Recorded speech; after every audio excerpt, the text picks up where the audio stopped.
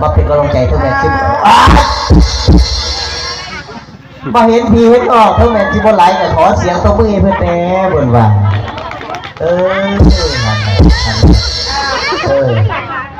โอ้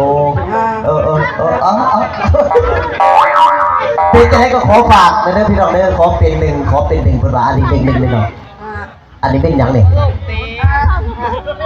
โอ้อันนี้เป็นดวงใจพี่น้องดวงใจขอเป็นหนึ่งในดวงใจพี่น้องเบิดสุขุมสุขนสีเพื่อนว่าเนาะเป็นจะได้กันกันแน่เพียงกันแน่เนาะเบิดแล้วบอลแน่สิบอกโดยเราคือจะมาพูดซื้อหรอน้ำตัวก็มาพูดซื้อนะเอาไว้ในน้ำตัวมันล่ำตาหรือขามาเลยล่ำตาโอ้โหวันไหนก็วิจารณ์ใหญ่ๆเอากินหลังบ้านมาเลยกองก้นอีหลาตับเพชรกองพี่น้องเพิ่งเห็นหรอกมันจะเห็นคนเดียวเนาะแนะนำตัวสบายดีพี่น้องแนะนำตัวไปเลยฮะซื้อเสียเลยนะพวกเจ้ามาจากไหนซื้อฮะก็ซื้อเจ้าอะไรฮะเอาไม่ยังพ่อแต่คนบ้าเลยคนนี้เป็นไปมากที่เป็นบ้าเลยวันนี้ซื้อเจ้าฮะนะฮะแล้วเลยพวกเขาภาษาคนเลยบอกดีๆนะซื้อฮะซื้อเจ้าโดนโอ้ยสินี่นามสกุลเดียว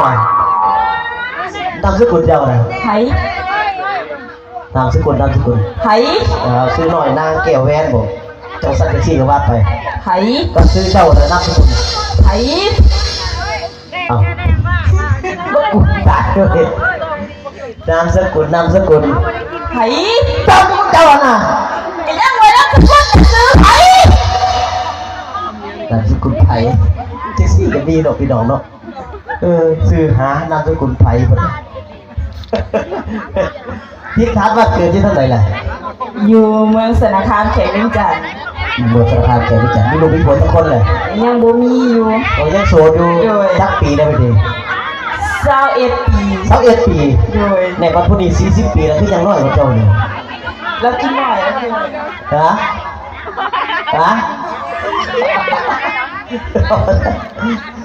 ละขอเสียตัวผู้ชมถ่ายสารได้สึกกันเลยพี่น้องขอเสียตัวผู้ชมถ่ายสึก